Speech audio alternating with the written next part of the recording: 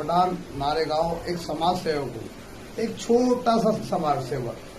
जैसे वे हम अन्ना हजारे के बार बार सुनते रहते हैं, जब भी अन्ना हजारे साहब जब भी मसले मसाइल आते हैं हिंदुस्तान के अंदर, आपने जो है तो एक आंदोलन छेड़ते हैं।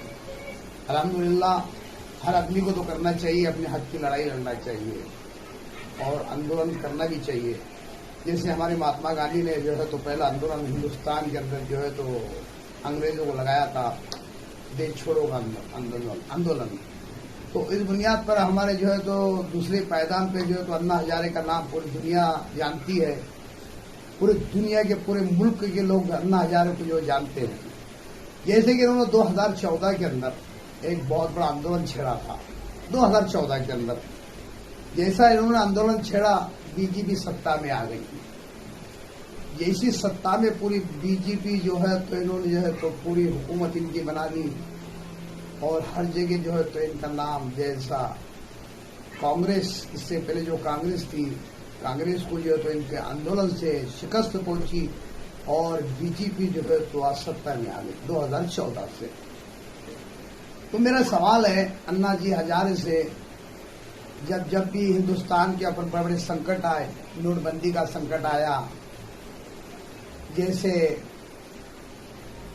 आपने एक आंदोलन हुआ है अपने एनआरसी सीए का, ये भी जो एक संकट आया देश के ऊपर, एक शेतकरी आंदोलन रहा जो हिंदुस्तान के ऊपर जो सबसे बड़ा आंदोलन जो छेड़ा गया था हिंदुस्तान के अंदर जो है तो शेतकरियों का किसान आंदोलन।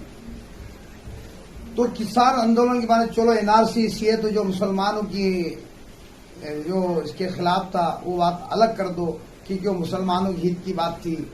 लेकिन आज जो हमारा किसान आंदोलन सबसे बड़ा आंदोलन हिंदुस्तान के अंदर था, जो हम कहते हैं जय जवान जय किसान, जो हमारा देश जवान की बुनियाद पर चलता है और हमारा देश जो है तो किसान के बुनियाद पर चलता है। दो ही नारे हमारे लगते हैं हिंदुस्तान के अंदर, जय जवान जय किसान। तो मेरा एक सवाल है अन्ना जी हजारे से, जो बहुत बड़ा आंदोलन छेड़ते हैं और गरीबों के हित के अंदर बात करते रहते हैं, हक की बात करते रहते हैं, तो अब उस वक्त कहाँ थे जब इतना बड़ा किसान आंदोलन चला? पूरे हिंदुस्तान के शेतकरी जो है तो आज एक आंदोलन पे, एक मोड़ पर, हर धर्म के, हर जाति के, हिंदू मुस्लिम सिख ईसाई हर जाति के लोग थे। और तो अन्ना हजारे जो तो लगता है मुझे तो 12 साल का जो है तो उन्होंने वनवास ले लिए और उनको नींद यानी सोए हुए थे। तो आज मैं कल औरंगाबाद के अंदर उनका दौरा हुआ, क्या अन्ना हजारे क्या कौन सा रूप धारण करते हैं आप और आप क्या करने जा रहे हैं, इसका तो लोग ऐसा बड़े इससे इंतजार कर रहे कि अन्ना हजारे मार्केट में आ गए।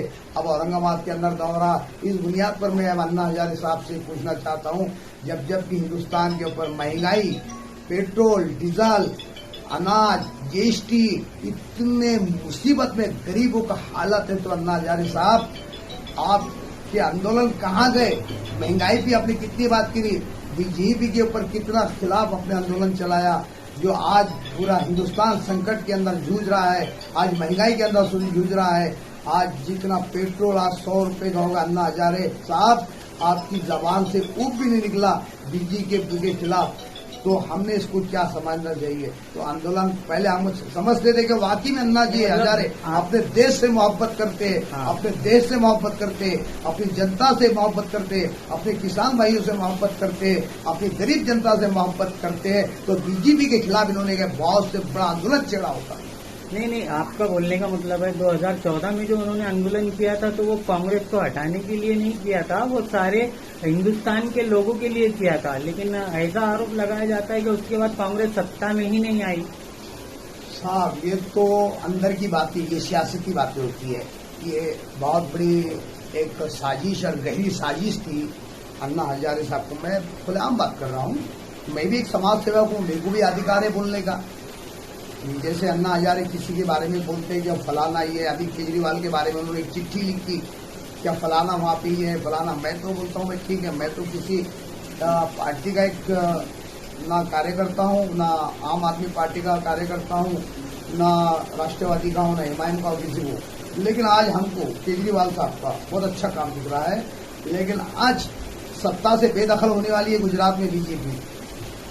ऐसा लग रहा है, घबराई हुई है, बौखलाई हुई है बीजेपी, आज घबराहट छूटी हुई है। तो उनको अन्ना हजारे याद आ रहे हैं। आप अन्ना हजारे साहब को जो है तो आज मैदान में निकलना चाह रहे, तो आप कौन सा जो है तो आंदोलन छेड़ते, ये तो पता नहीं है।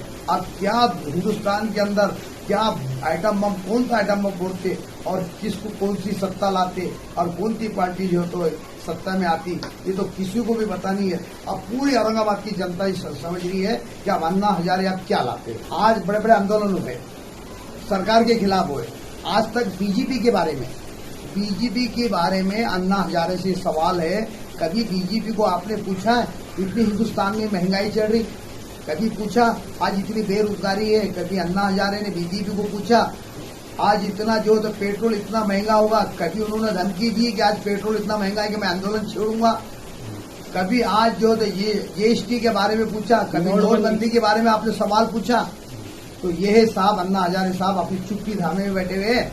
आप यानी बीजेपी का आज बौखलाई भी है पूरे हिंदुस्तान के अंदर। बीजेपी को कुछ समझ में नहीं आ रहा अब क्या करना।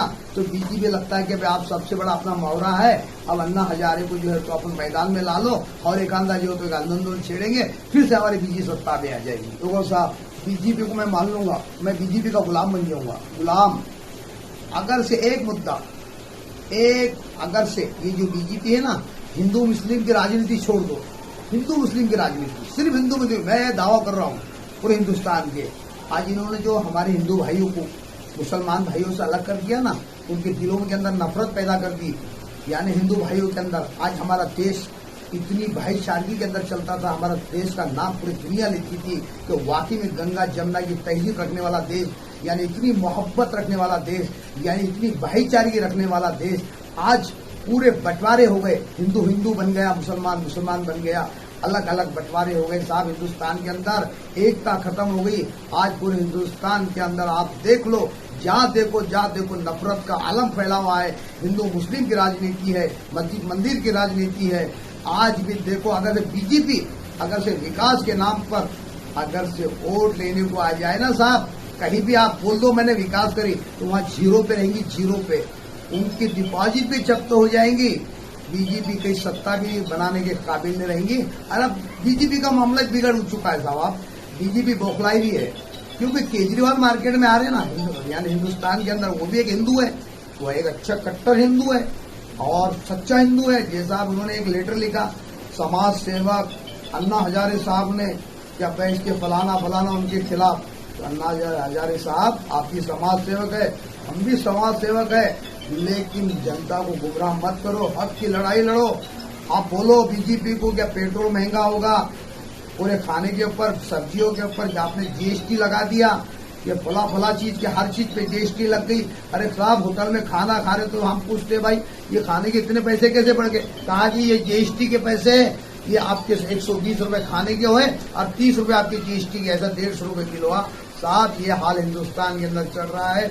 मैं मान लूँ अगर से तुम सही समाज सेवक होंगे, जनता के हमदर्द होंगे, जनता की जो सेवा करना जानते होंगे और वाकई में किसानों से आपको मोहब्बत होगी, तो आज बीजेपी के मैं बोलता हूँ अन्ना हजारे साहब एक आंदोलन बीजेपी के खिलाफ आप जो छेड़ो, हम तुम्हारे साथ में।